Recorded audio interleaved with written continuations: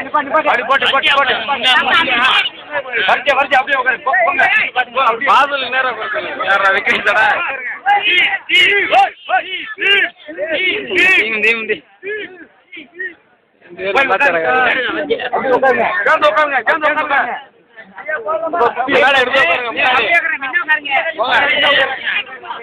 ஒரே நம்பர்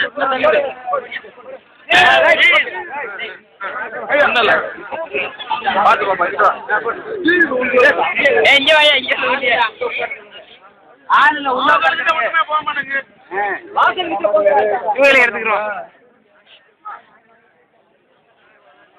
அப்படியே போஸ்ட் கொடுங்க. நீங்க முட்டை காணுமே கடைசியில மச்சான் எடுத்துக்கோ.